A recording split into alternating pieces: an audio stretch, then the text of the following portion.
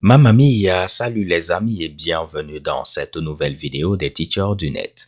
Alors dans cette vidéo, nous allons essayer de faire un petit récapitulatif de tout ce qu'on a vu jusqu'à présent. Donc au tout début, je voulais créer un petit programme qui allait permettre de convertir un temps en secondes. Donc on pouvait donner 1 heure par exemple et puis on allait convertir ceci en secondes. On pouvait donner 5 minutes 30, convertir cela en secondes et tout allait marcher. Donc pour ce faire, on avait créé notre petite fonction en Python qui allait faire la conversion. Après avoir créé la fonction, on a eu à créer un petit programme qui allait l'utiliser. Et normalement, on pouvait utiliser notre programme de cette manière. Je vais mettre le nom de notre fichier Python et on pouvait donner le temps à convertir. 1 minute 30 et on a 90 secondes. Je vais mettre 1 heure 0000 et puis on aura 3600. Donc cette version-là, elle était adaptée aux développeurs. Donc, quelqu'un qui sait utiliser Python, qui sait utiliser le terminal.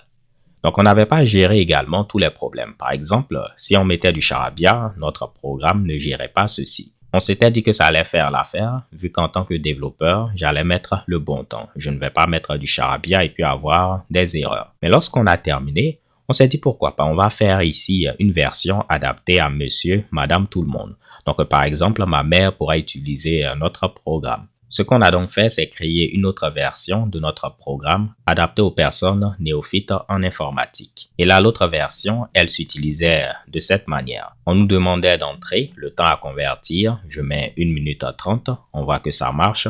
Mais cette fois-ci, vu que c'est une version adaptée à des personnes qui ne s'y connaissent pas en informatique, il fallait gérer les erreurs. Donc, si on mettait du charabia, on avait un bon message. Comme ça, pour une personne qui ne s'y connaît pas en informatique, ça, c'est beaucoup plus élégant que de voir des erreurs de cette manière-là.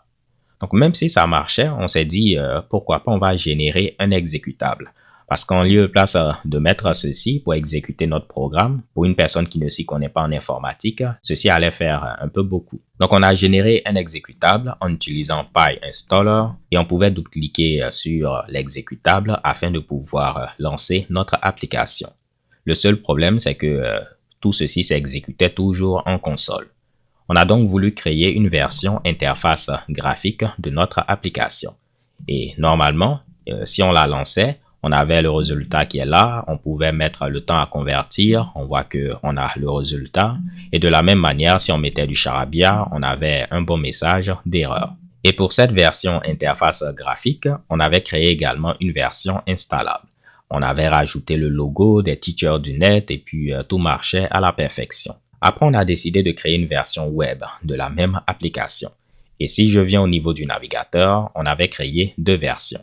Une version qui utilisait du JavaScript et puis une autre version qui utilisait WebAssembly. Au niveau de la version JavaScript, on a tout simplement converti notre petite fonction Python en JavaScript. Donc, si je viens ici, notre fonction convertTime in seconde, on l'a convertie en JavaScript. Et après, on pouvait normalement mettre n'importe quoi. On a une erreur, on met un bon temps, 1 minute 30 et puis on aura 90. Donc, tout marchait également. Lorsqu'on a terminé, on était content, mais on s'est dit également que ce n'est pas vraiment intéressant. Le code qu'on avait ici, il est vraiment simple. Donc, on a pu rapidement le convertir en JavaScript. On a fait quelques recherches en ligne et puis on a pu convertir notre code en JavaScript. Mais si on avait un code qui était vraiment complexe, décider de convertir tout le code en JavaScript, ceci allait prendre énormément de temps. Donc, on a commencé à explorer différentes options qui allaient nous permettre de réutiliser notre code Python. Et l'une de ces options-là, c'était WebAssembly. Comme vous pouvez le voir, on a pu réutiliser notre code Python. Donc, les navigateurs modernes comprennent WebAssembly et nous, on avait utilisé une librairie qui a pour nom Pyodid, qui allait nous permettre de compiler notre code Python en WebAssembly et puis notre navigateur allait le comprendre. Donc voici la version WebAssembly. On avait un petit chargement.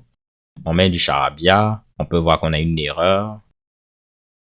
On met 1 minute 30. Bon, là j'ai mis 40 et on a 100 secondes. Donc tout marche à la perfection.